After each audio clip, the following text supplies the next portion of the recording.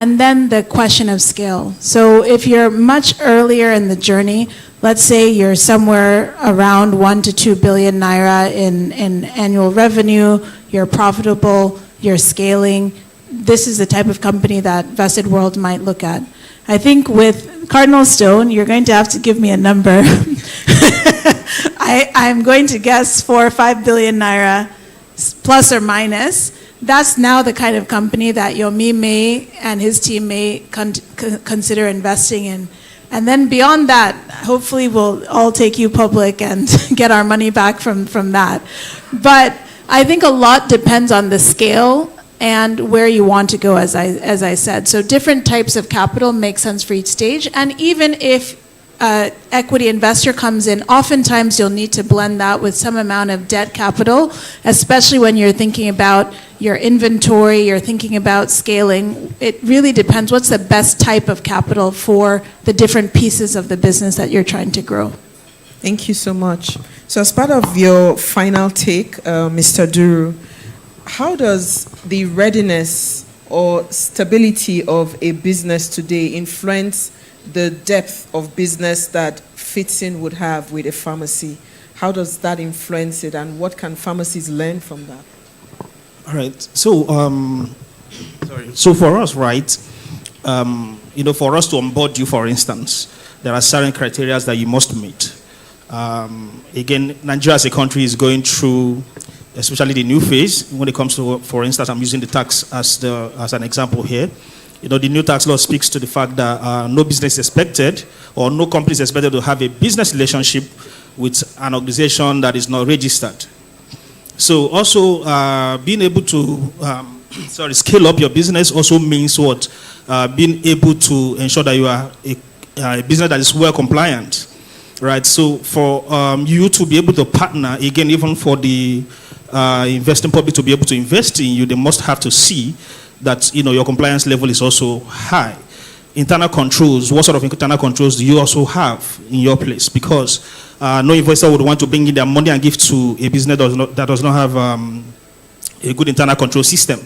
Else, maybe a few years down the line, you begin to chase the business, the owners with, the law enforcement agencies and all that. You wouldn't want to go that route, right? So ensuring that the business is also in that level of have that level of compliance is one thing that we would surely look into, because we have also built, over time when you build a name, you wouldn't want to get associated with people that would, in one way or the other, would want to bring you down, in as much as you want to also, continue to grow your business, because it's only when your name is there that the growth you are looking forward to can be actualized. But if anything happens and it is now being said that you are associated with so and so XYZ for so and so reason, it damages the reputation that you have built over the years. So ensuring that as a small business that you are compliant and have strong internal control system would help other investors to really partner with you and move your business forward. Thank you so much. In 1 minute, Mr. Yomi Jemibawon, what would be your parting words for our healthcare businesses? I'll just say, let's not forget that this is healthcare. I know we're talking about money, investment, and returns, but we're here to basically provide a service.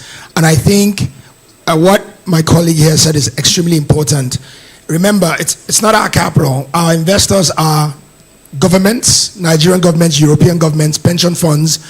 Beyond the returns that we make, like the outcomes that our investee companies have are very important. And so I just want to complement that to say, in all of this, no matter how much a business makes money, if the outcomes and the reputation or the things that they do start at any point to put us at risk, we walk away. So just remember that it's all about outcomes at the end of the day. Thank you. Thank you. One sentence, Dr. Chibuzo, final words.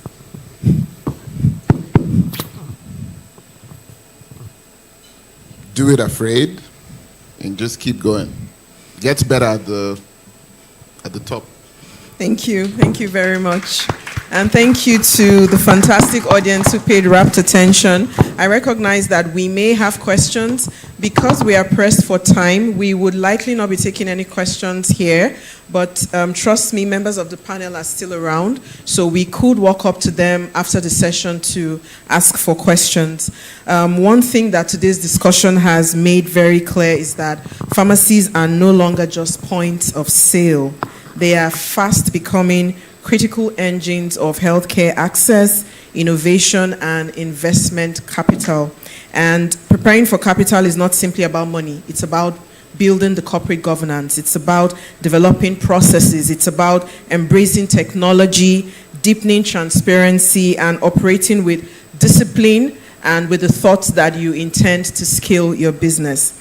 And so the future of Africa is investable, it is scalable, and it is full of promise. With the right foundations, pharmacies today can become healthcare hubs and investment success stories of tomorrow. So we encourage you to keep growing, keep expanding, and do not be afraid to fail forward. Thank you to the wonderful panelists, and do enjoy the rest of your evening. Yes, thank you to the wonderful panelists and to our wonderful moderator as well for steering the conversation. So yes, Adam, you join them for a picture. And maybe I'll just ask you to remain on stage because you're taking the next session. But we'd like to thank everyone who's still here. It just says one thing, that the conversations are crucial. It's time to have these conversations, and you all are part of it, so thank you very much. I know that there are people who would love to ask questions, but we're so sorry. We're trying to manage the time that we have, just so that we don't keep you waiting any longer.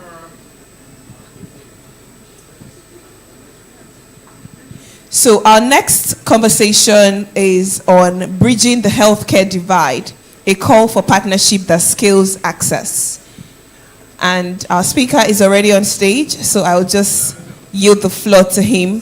But before I yield the floor to him, can we celebrate our discussants, please, our panelists as they exit the stage. Thank you very much.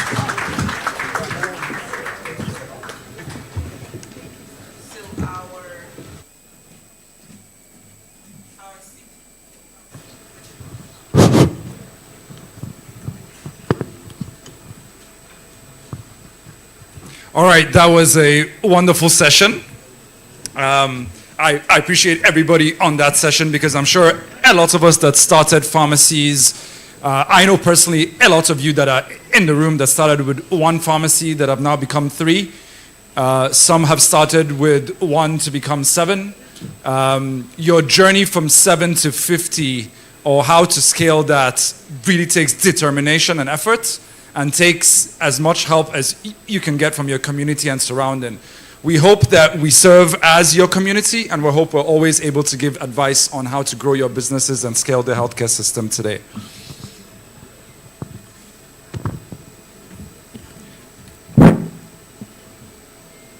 All right, good afternoon, everybody. I think I'm gonna probably walk around. So I'm here to tell a little bit of a story about what was it when we first started it, when we first started Jockstock, and where we are today, and how does this impact all of you in the room. I think in my previous session earlier in the morning, I spoke about managed care. Can I get my slides, please? I spoke about managed care. And it's becoming very important that managed care is integrated into your facilities and the healthcare facilities that we speak. But as I get into that, I'll tell you a bit of a story. So when we first started, we were 2 guys in a room trying to figure out how to solve our own problems. Our own problems were simple. Whenever we needed a medication, there was a quality component that was questionable, there was a pricing component that was questionable, and there was a supply component that was questionable. Sometimes I'll call today, I'll end up getting the drug 3-4 days from now. Sometimes I'll call as a provider, I'll get a substandard pack. I think there was a point where I had to speak to a supplier and ask him whether or not he thinks the drug that he's bringing to my facility is legitimate based on the fact that the manufacturer cannot even print the outer pack correctly. So we began to ask very basic questions. Is this real? Is this not? Is this good quality? Is this not? Is this the best price? Is this not? I'm sure a lot of us face that. We were given an opportunity to solve this problem for ourselves and for 12 facilities, a mixture of pharmacies and hospitals. Today, we serve over 7,000 healthcare providers. Thank you, I'll take that. It's a lot of hard work. Thank you. So what we essentially did was solve the problem that we were facing in 2016, right? Or 2015, which is, can you access drugs from a legitimate source? Can you track and trace? Can you rely on the price? And can you be reliable in the sense that if I place my order, I know I'm going to get it or not? But we quickly realized that that was not the mantra of why we started Drugstock. We started Drugstock to ensure that the lives of the patients in our communities change, and the level of quality and care does not stop at the pack of drug. It stops at what care the person is receiving from the healthcare provider. So in 2020, we realized that in order to ensure that we have quality controlled healthcare at dispensation points and at provision points, that we would have to work a bit more closely with our healthcare providers to not just empower their procurement, but to empower the way they ran the business in general. How do you keep a business alive? That's the first question. But a more pertinent question is, how do you insert care into a dispensation culture whereby I walk into a pharmacy, I ask for something, I get it, I don't even know who is attending to me, and I don't know if they care about me or not. Most of you in the room today are facilities and pharmacies that care. We have seen that, and we have seen that growth. When we first started to think about this concept, let's say in order for the pharmacist or the facility to take care of people, they have to take care of themselves. So the first thing we did was give you transparency with your business through Pilometer, saying you want to track your inventory, you would like to contact your patients, you would like to create patient pools, you would like to standardize SOPs. These are all possible with a digitally enabled tool. But the question of quality still is there. Are we sure that just because you're able to order your medication or able to balance your book, that you are giving care down to the patient? I'm going to break care into 4 things. The C stands for check. Are you checking the patient's vitals? Are you looking the patient in the eye? Are you concerned about the history of the patient? Do you do that as part of every patient's interaction that comes into your facility? The A, are you offering them access to anything beyond dispensation? Are you a catalyst for what can happen? Does the person need a test? Do I need to send him for a test? Does the person need to see a doctor? Can I somehow integrate that and give him access?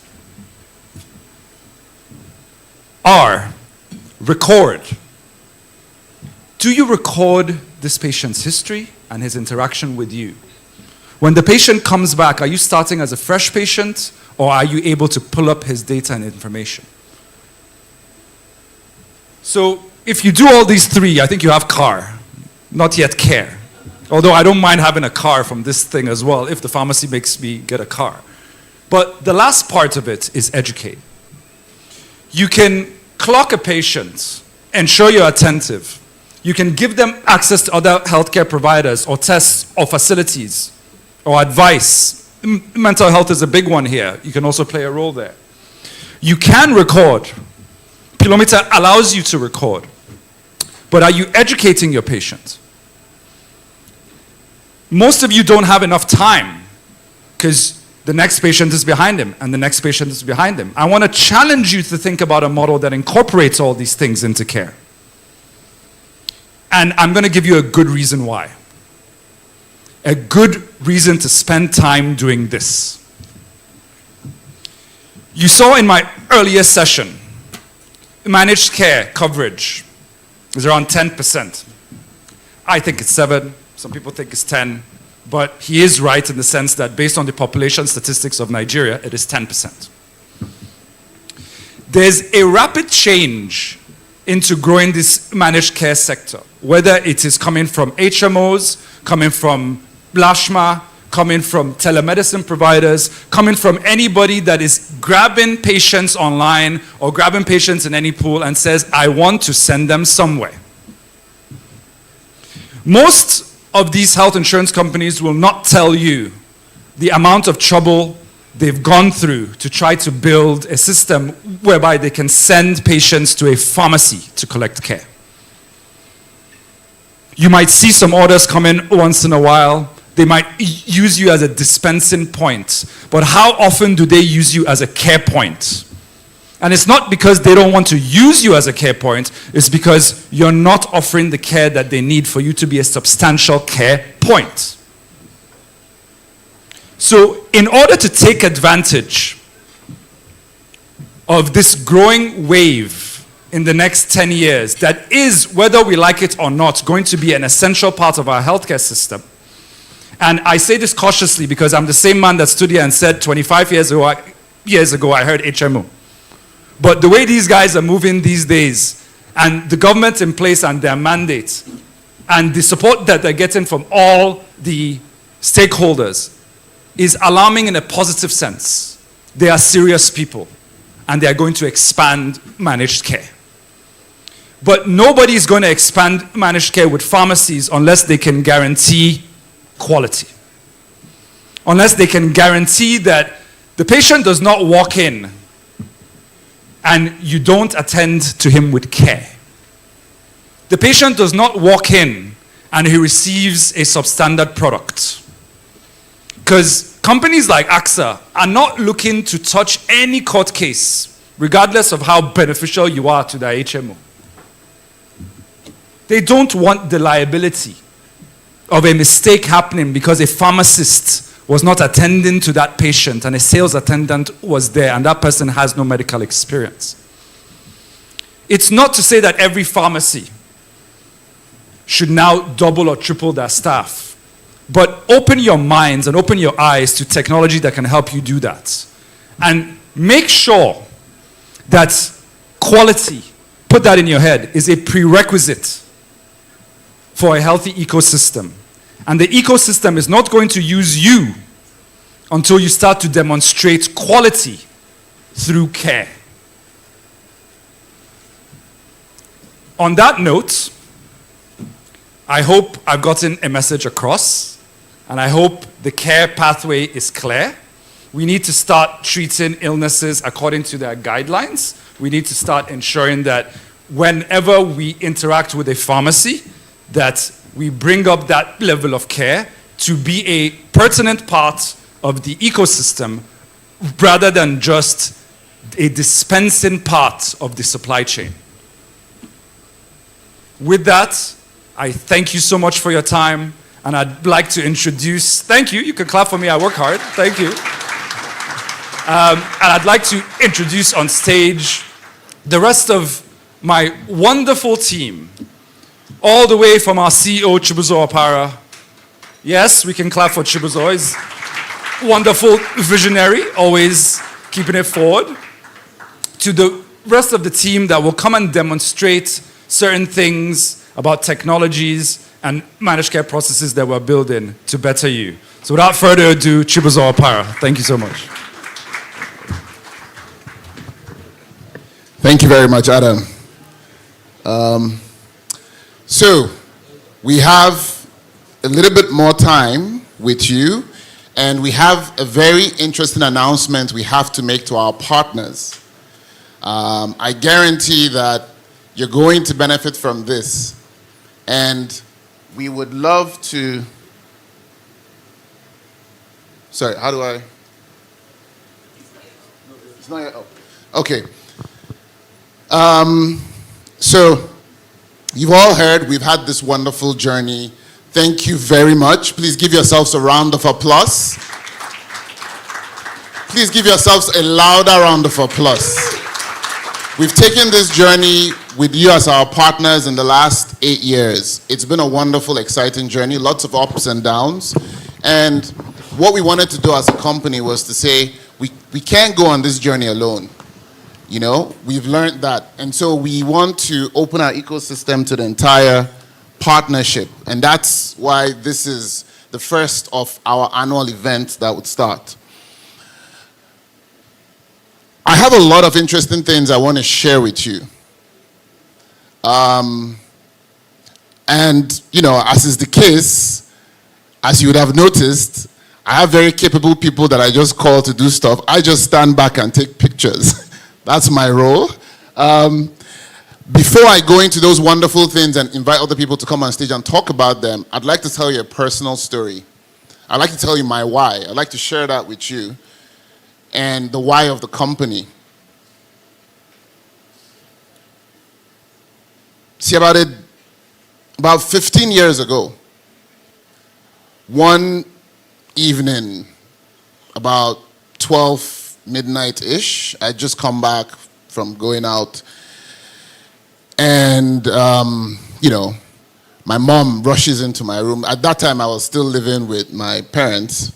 And my mom rushes into my room, bangs the door. She's like, you know, come. Your dad is having some difficulty in breathing, all of that. And, you know, for me, I was like, what's wrong? I had just seen him that evening. He was good. He had finished lecturing. He used to be a lecturer. He had finished lecturing, and he had come home, had dinner. We cracked jokes, and he was good. She drags me into his room, and I get there. I see my dad. He's struggling to breathe. I'm just confused. And at the time, he was the chief medical director of a teaching hospital. And, you know, all of our family friends were pharmacists, doctors, everything. Like, so, you know, we're like, you know, technically we shouldn't be too bad. He didn't look so bad. You know, he looked like he was having some dyspnea, but not so bad that it was, you know. So we packaged him, we took him to the hospital, and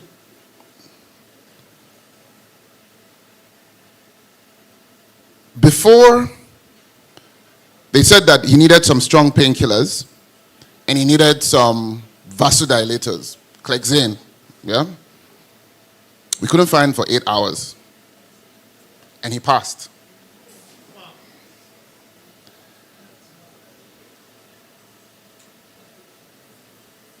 See, as sad as that story is, that is the reality of our healthcare system today. That is the reason why we stepped out and founded the company.